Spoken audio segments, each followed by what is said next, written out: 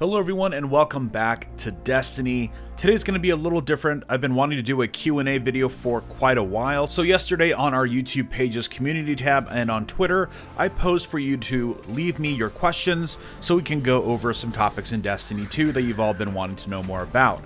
And thankfully there was a lot of really great questions posed. I'm going to try to get through as many of these as possible. If I don't go over yours, I'm sorry. Also, if you would like me to elaborate more on a particular topic, let me know and I'll probably make a dedicated video on that. Aside from that, be sure to leave your new questions in the comments for this video and I'll address them next week because I want to keep doing these, especially since we have a little bit of a slow news cycle with the This Week at Bungie being sort of on hiatus for a few weeks. Anyways, without further ado, let's jump into it.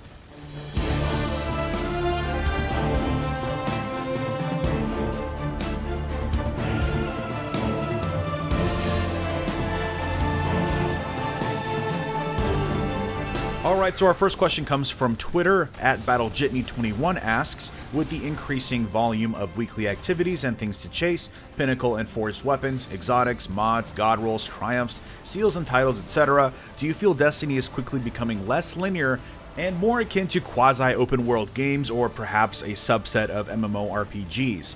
Part 2 of this question asks, do you think this is the right direction for Destiny, sort of a cross-genre game?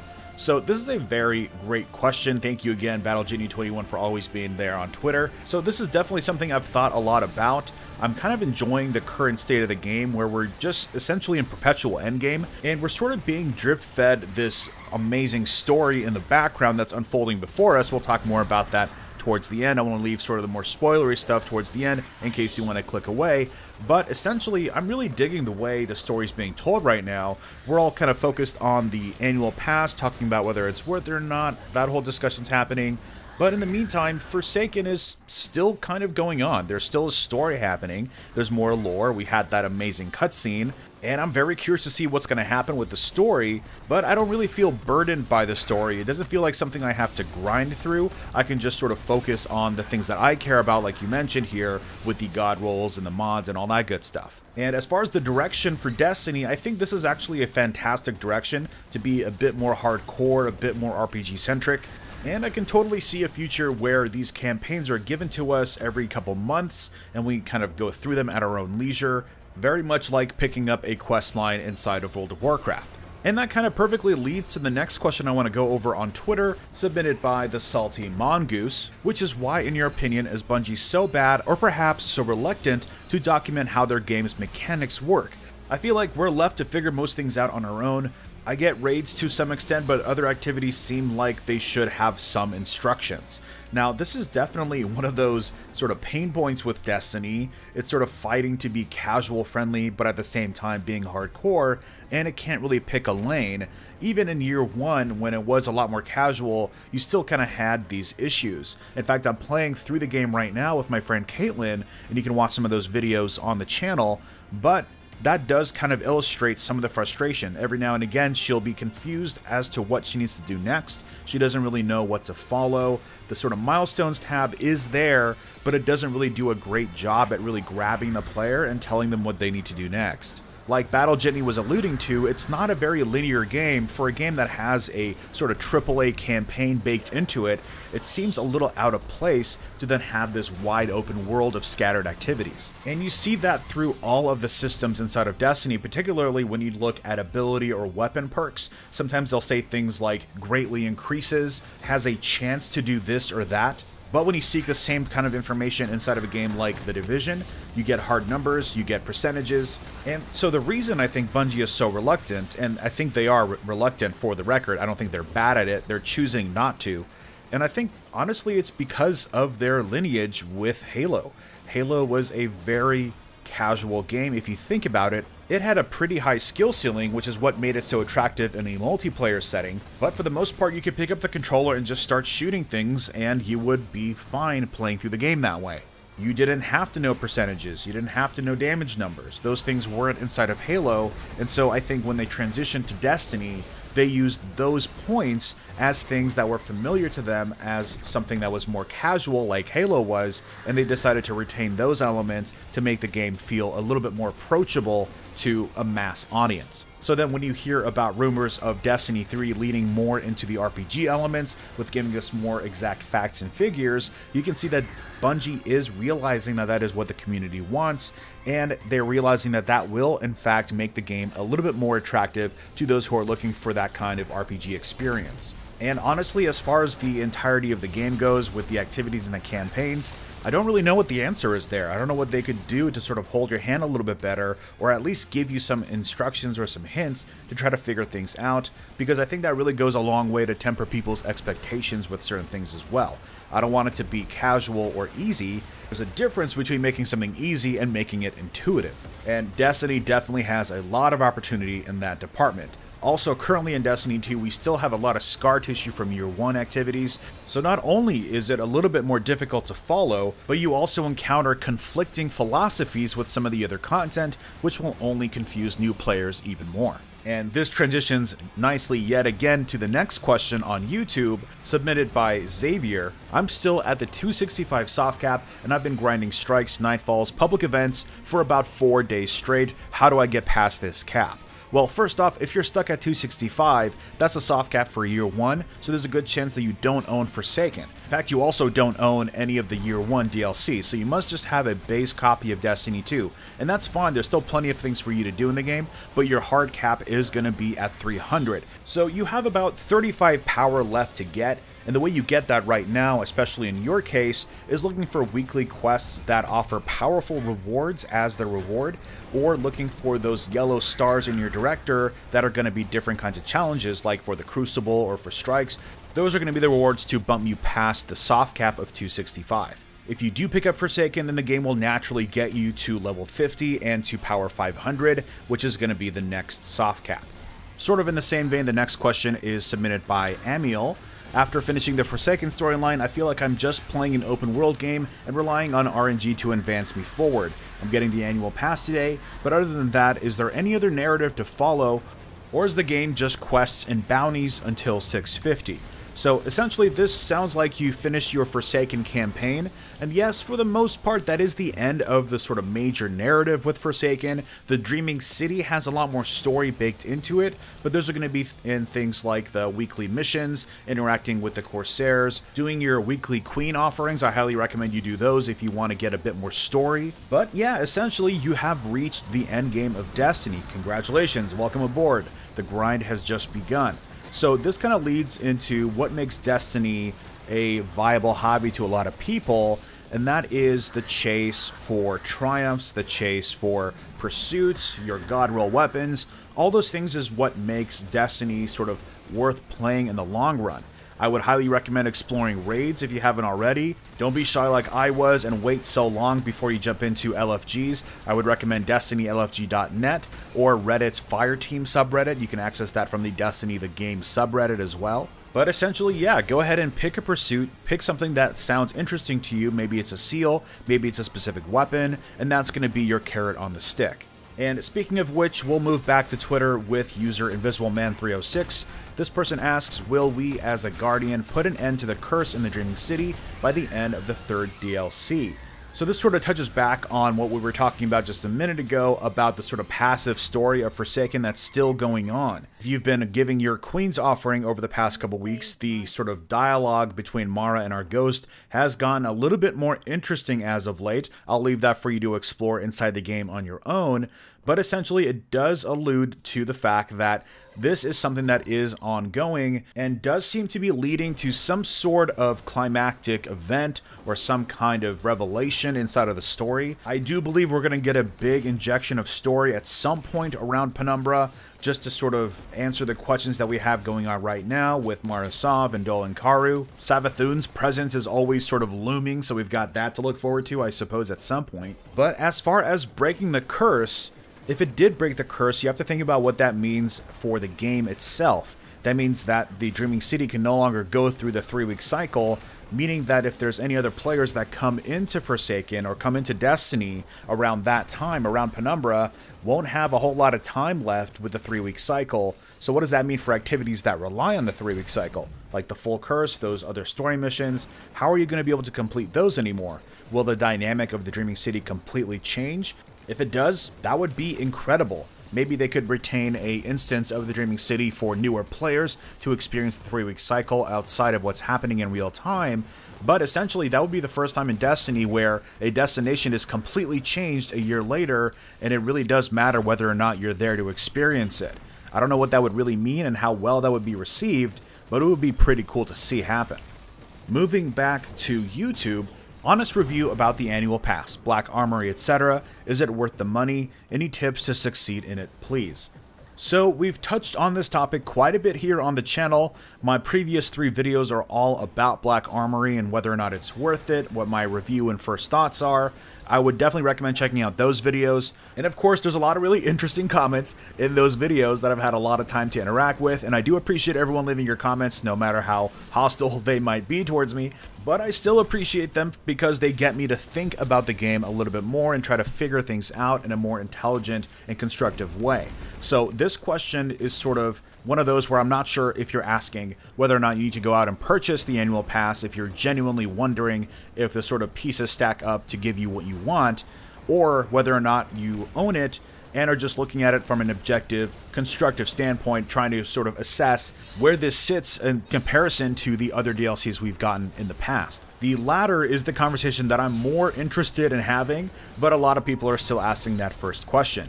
Is it worth $35 US to purchase the annual pass?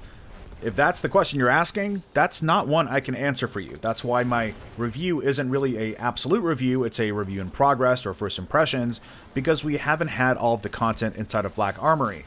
Having said that, if you're a hobbyist Destiny player and you care about staying up to date, if you want to be part of the community when we find secrets, things like that, then unfortunately Bungie has left you in a position where you're gonna buy the annual pass whether you like it or not. I know that was the case for a lot of us, but because we want to continue our Destiny journey, we go ahead and do it. I mean, honestly, you didn't have to twist my arm to buy it.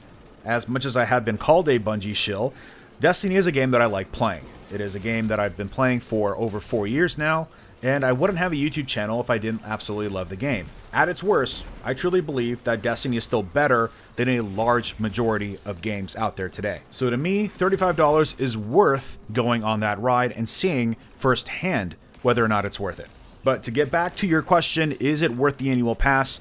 I'm starting to feel like it is. You know, I've had a bit more time with Black Armory since my first impressions, and it is warming up to me a little bit more. I'm getting a bit more familiar and a bit more comfortable with that sort of cadence of farming specific frames. But again, as I've mentioned before, and other people have also mentioned before, Black Armory is about $12 worth of the annual pass, and we haven't even seen everything that it has to offer. So it's really hard to say. We've probably experienced about $6 to $7 of the content that we've paid for so far.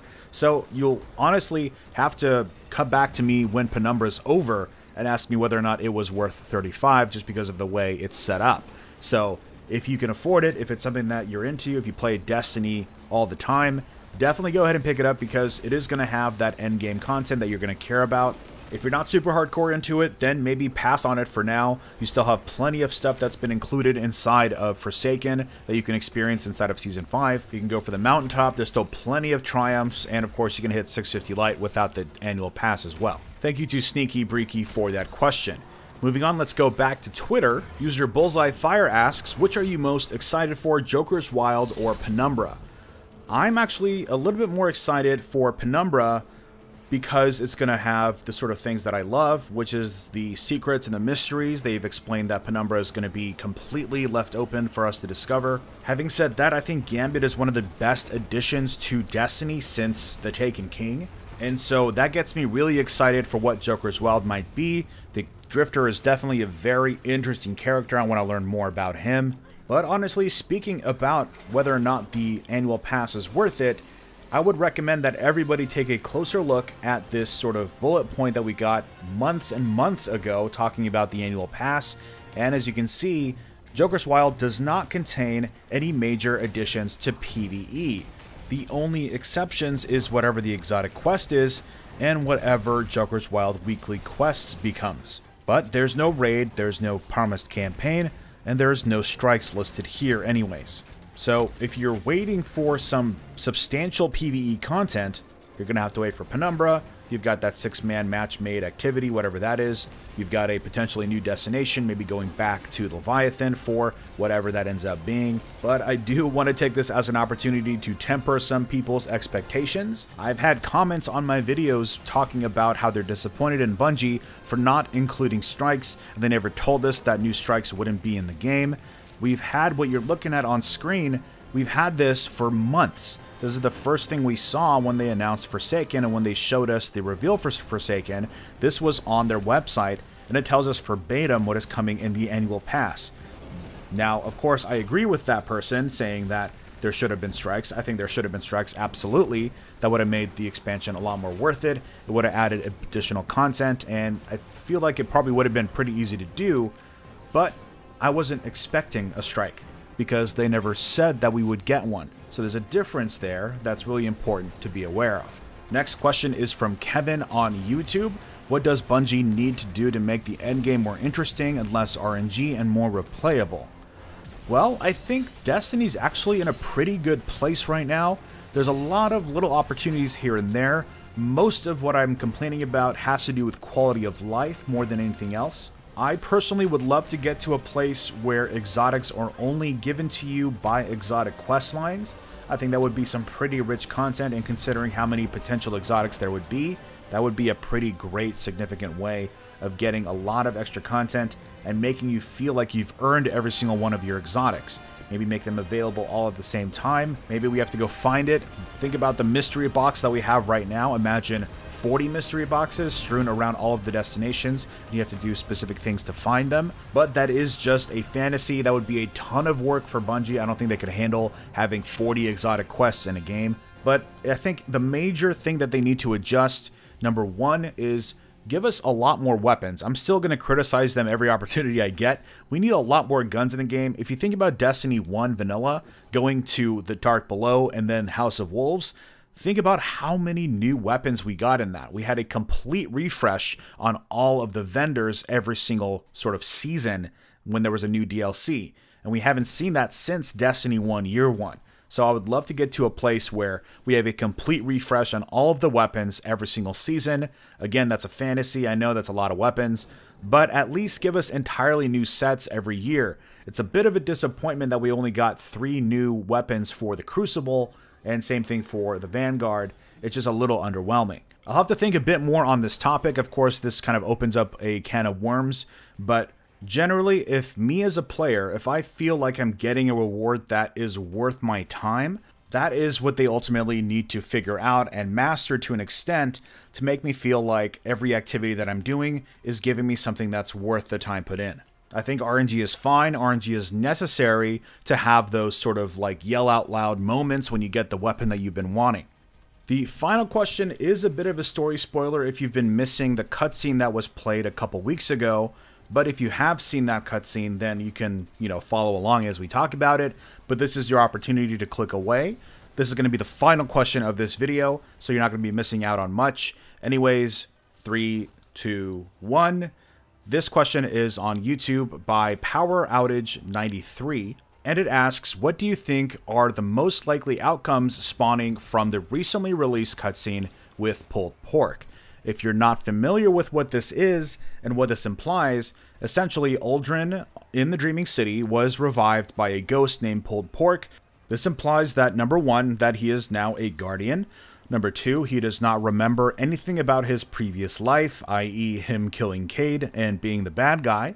And number three, this means that he is also now designated most likely to be the Hunter Vanguard based on the Hunter Dare that they have been exploring over the past few months through the lore. I am very much convinced that at this point in time, Bungie is not putting anything out that isn't going to be significant or useful later on. They wouldn't harp on the Hunter Dare as much if it wasn't going to be something that has been explored. And of course, the big question is, who is going to be the next Hunter Vanguard before we even saw this scene? In the tower, Zavala does have some idle lines where he expresses that he's not going to be replacing the Hunter Vanguard because the Dare still stands. So what's that going to look like when Uldren is found somewhere, maybe brought into custody at the tower, and is confronted by the other 2 members of the Vanguard? if Ikora doesn't melt his face off with a Nova Bomb, then knowing Destiny, I believe that Uldren will become the Hunter Vanguard. But it might not be that simple. He might escape and go on the run, and we might get a scene very similar to the one we got in Destiny 1's old trailer. If you remember this, I'm going to play it right here in front of you. This was when Uldren wasn't Uldren. He was a character called the Crow. It was a very different story, and he wasn't royalty. He wasn't the Queen's brother or anything like this. He was just sort of like a renegade person that thought the Traveler was evil. Now, this was before Destiny's story was completely reworked, and he became a new character called Prince Uldren, and then the Crow thing sort of stuck around with his sort of posse of crows. But I wouldn't be surprised if we got a similar situation like this, where Uldren is on the run and he's wondering why everybody is breathing down his neck, why everybody is hating him. So he might become the Hunter Vanguard, he might become sort of this aloof character. Either way, I think this is top-notch storytelling from Bungie for the first time since Halo. And for the first time since Halo, I'm very, very excited to see where this is going to go. I don't know exactly where it's going to go, but with Bungie's current mindset, they're not going to be afraid to shake things up quite a bit. And with that, that brings us to the end of the video. Thank you so much for submitting your questions. Again, be sure to submit new questions this week because I'm going to be having another Q&A for next week. I literally posted about this yesterday just on a whim, and I kind of had a lot of fun here. So let me know what you think down below, if you agree with some of my points. If you'd like to explore this topic further, definitely hit it up down below. Also, again, be sure to leave your questions for next time. If you like the Q&A, definitely hit the thumbs up button down below. Subscribe for much more Destiny content right here on the channel. Thanks for watching, and I will see you all next time.